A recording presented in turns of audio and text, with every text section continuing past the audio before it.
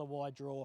He's happy to go around dogs, happy to go underneath dogs, and he looks a major player in this series. Now let's speak about Alice Bay, because I've been really critical of her recently, and there's the silverware on offer tonight here at Sandown Park, and particularly the Sandown Cup, which will be handed over to the winner next Friday night. But Alice Bay, there's been a couple of runs recently, Nath, where I think she's been really ordinary, where she hasn't fired a shot from the back of the field, which is where she likes to be. So what's your read on the way she's performing at the moment?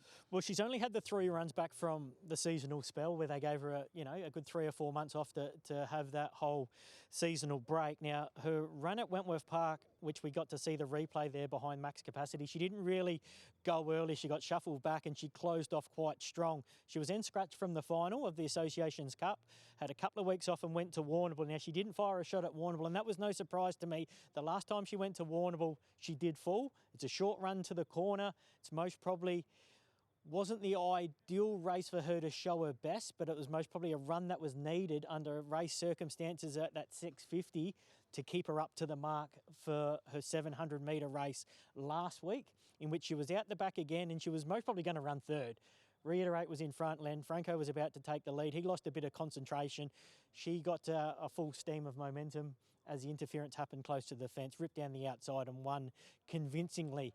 I think that race will hold her in good stead coming back to where I think she races best out here at Sandown, but also that confidence booster that she needed to sit off the speed, pick up dogs and run away. I think that run will certainly hold her in good stead for tonight. She's going to have to do the same though, Jason. You know she's going to be in the back half of the field. She's just going to hope a few of these front runners get a bit tired, and if they do, she'll come with one big swoop. All right, lots to learn in this opening heat of the Sandown Cup. The ambitious nomination of Chicken Fish. Pass mark is fresh and max capacity is first up here at Sandown Park. Let's get out to Corey Smith as they make their way to the boxes. Very, very intriguing first heat of the Sandown Cup. I'm with Anthony Azzopardi.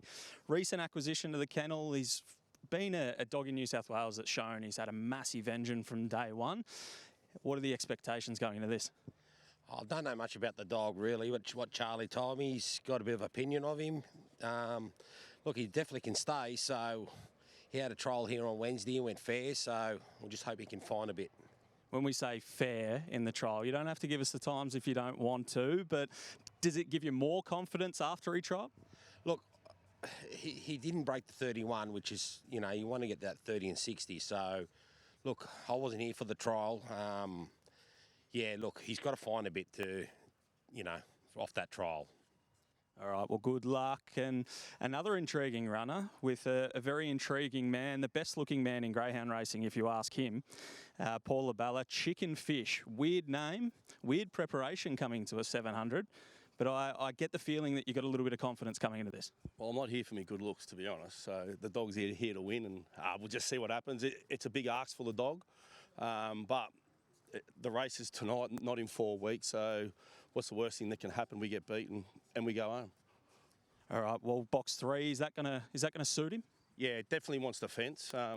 It's a tricky race. This the speed's kind of all over the joint, and there's not much speed. So the first corner there might be carnage, and hopefully we get the suck through, and we'll just see what happens.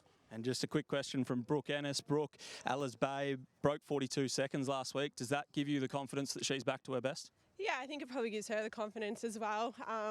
It's nice to have her back, and she's obviously the true stayer in the field. So hopefully, she doesn't get too far back and she takes a nice clean run rather than, running into the back of them.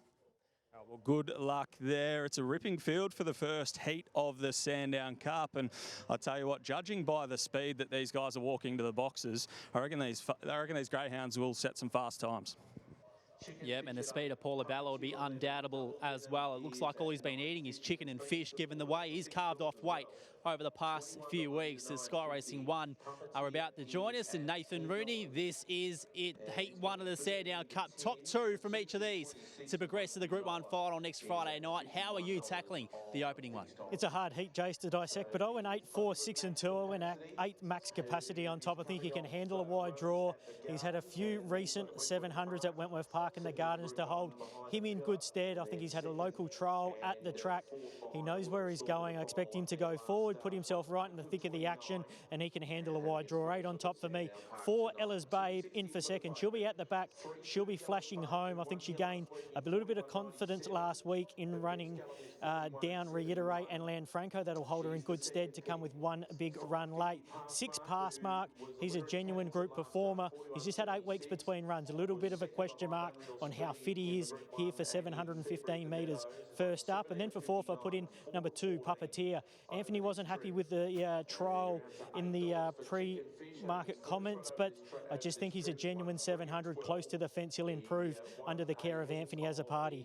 8, 4, 6 and 2, my numbers. Sandown Cup, heat number 1. It is the greatest staying race on the calendar, won by some all-time greats. None bigger than Bold Trees, going 4 in a row. This is Heat 1, the 2025 edition. Let's get upstairs with Dan Hibbert. Need to lead to have a chance here, you would think. So they're about to move in. Thanks, Patch. The first heat of the Sportsbet Sandown Cup for 2025. And the favourite is the pink Max Capacity at $2.50 ahead of Ella's Babe at $3.50 and Passmark at $5.50 on the fixed odds. So plenty of different form lines coming here tonight. We've had runners in this race, I should say, from New South Wales and WA here at Sandown, all over the place. The first heat of the Sportsbet Sandown Cup, and they're set to run. Ready? And away, flying out was Double Denim, trying to find the lead here over Passmark. They both got good speed. Lakeview Nola on the inside, and Facetious gets up to third, and deep out Max Capacity is fourth, but goes a bit wide. Next, Chicken Fish, well back to Ella's Babe, second last, and Puppeteers at the rear of the field. Passmark the leader, and extends by 5 lengths to the back over Double Denim, finding Bother Facetious, bump with Max Capacity. Chicken Fish is railing home, then came Facetious. Ella's Babe is a mile off them, and then came Lakeview Nola, but it's Passmark 5 or 6 in front of Double Denim running hard, and then came Max Capacity. Ella's Babe flying, Passmark too good, beat Double Denim. Ella's Babe got too far out of its ground. Max Capacity was next from Chicken Fish, then came Facetious, Puppeteer, Lakeview Nola, and the time is 41 and 61. Number 61 and 61 for Passmark. That is a new PB, fresh after a couple of months. And Nathan Rooney, I had a brief chat to one of his partner owners in Jared Sharp last night, who wanted to pour cold water on his chances. Might not be right, being fresh after a couple of trials. He's come out with a career best performance. He was awesome. Jeffrey Britton, take a bow. That's a fair training performance. 41.59. First up for 8 weeks. Was able to run sections 6:07, 15:63, 30 and 3 up the back. Like, he was able to dictate from the front. That's a fair training effort. He's been able to run a PB at start number 60. 8 weeks between runs. Really good effort, Jeff. And if he can strip any fitter, he's going to be a major player in next week's final.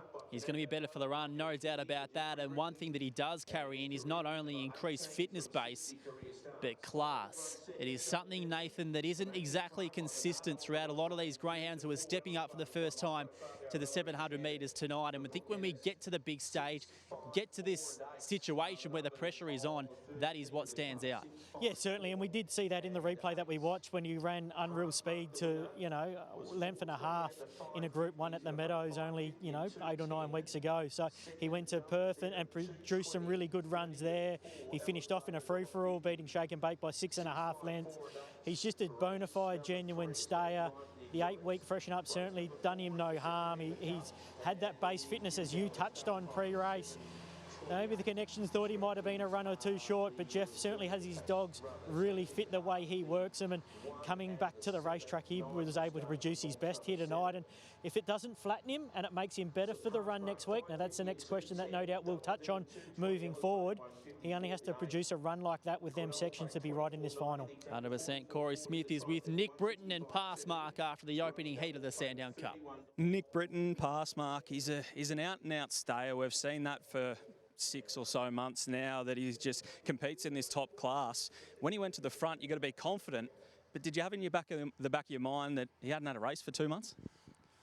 Well, not really. I think when you have a true stayer get to the front like that, you just know what's going to happen in the end.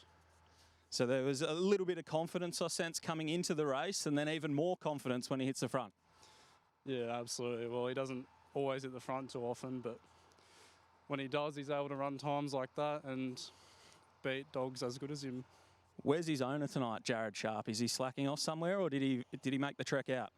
He's already at the finish line. I can see him. So I'm about to get pestered by Jared Sharp, boys, so this is going to be absolutely outstanding. But I'll tell you what was outstanding, the performance of Pass Mark. He went straight to the front and showed that he is a true Group 1 stayer into another Group 1 final. He is. We'll get Smithy to the dais area where there's a fair crew for him to put on his best roaming Brian impersonation. But Pass Mark, very good operator, double Denham, ran into second Nath for Matty Clark at big odds, but a long way behind the leader. Yeah, you can't take anything out of that race, most probably apart from the leader. First up, 8 weeks between runs, was able to spear to the front and then just really dictate from there. All 3 sections, very good. Run home, solid overall time, a new PB. As we touched on though, Jace, the only thing is, you know, that the male was, you know, might have been a run or two short. Does that bring him on, or does that run there just take the edge off him for next week? That's a great question, isn't it? Because it's spoken about so often. It is. Yeah, the thing in his favour, he's had 60 starts. He's had a lot of racing at this distance, so they certainly know what gets the greyhound going, what he needs to recover, and what work he needs in between. That's evident after being able to produce a greyhound over 715. We've seen Robbie do it with unreal speed only a few months ago, and I know that was a lot longer of a break, but 8 weeks is a long time in greyhound racing, especially when you have a stayer who races week in, week out consistently. So fantastic training effort by Jeff Britton. Yep, 100% it is. He's a gun. He's made so many group races. Has Pass Mark. I'm trying to think of his kennel name. I'm sure we'll find that out soon when Corey Smith has a chat to Jared Sharp. His name's Ty, named after his other owner's son. So keen to learn more about that, but he's through to a Sandown Cup final.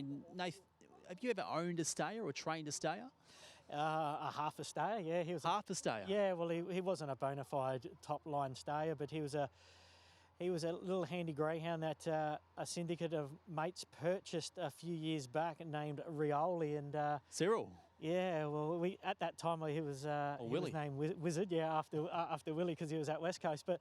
He was a greyhound that was actually racing at Darwin over 500 metres, and he was bred and originally owned by Brooke and Jamie Innes, and they come to me and said, I've got a dog here that's most probably not going to measure up in Victoria, and had a few syndicates up the top end looking for dogs, and they managed to buy him, and they only raced as far back as 500. I was going to say, you couldn't race him over the long journey up there. And the 500s, there's only one 500 a week, and that's a free-for-all, so he was a maiden having first starts against bona fide 500 free-for-allers, and he was just doing his best work late, and I said to him, send him down for a while and we'll go through the 0 to 4s and the restricted win events and see what he turns into, and he turned into a good stayer. He went to Perth and raced over the staying trip, but he was certainly not up to the class of a Sandown Cup heat type of greyhound, but he's most probably the closest that I've had to training a stayer. Most of my breeding and line is for speed, and it's all 450 to 500 for me. All right, before we get another look at this replay, let's get out to C. Smith, who's got Jay Sharp, part owner of Pass Mark.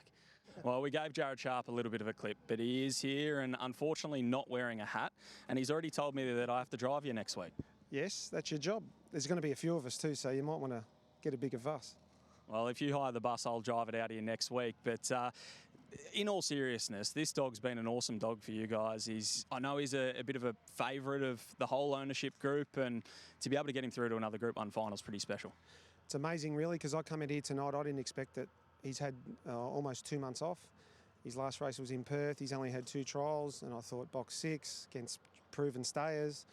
Fresh, he's gone to the front, and like Jeff said, I said to Jeff, do you think he's all right? You know, do you think he's had enough? And he said, he's a natural stayer. He's just a stayer. And I got that sense from Nick as well. He's a dog that as soon as he hits the front, you don't expect him to get run down. But that 2 months off, were you still a little bit nervous the way around? 100%. It wasn't still they got to the home turn. I started going, come on, Ty. He was too far in front. But look, I just hope he pulls up all right for next week and it hasn't gassed him. And Jeff knows what he's doing. He's fantastic. Well, the Britons and Sandown Cups, it sounds pretty good. Sounds like you're going to have a big one next week, and hopefully you can draw a box. What box do you want? Inside, I don't know if he's, inside somewhere, 2 or 3, somewhere like that. I reckon it might help him, but Jeff's always been living in Robert's shadow, so it's about time he stood up. We love it, boys. I don't know how I've ended up as the Uber driver for next week, but I'm going to enjoy the trip home if they manage to win, because I won't be driving. Not sure he's driven to the dogs in his life as Jay Sharp. It's definitely won't be next week, given he's in a Group 1 Sandown Cup final. And here's the slow-mo finish. Nath, we've spoken plenty about Pass Mark, and Double Denim as well has progressed through to one of the greatest staying races on the calendar in the Sandown Cup. I mean, she's had some good form over 700. They took her to Sydney, had a crack there, and now come back home and threw her a big one. Yeah, she does her best racing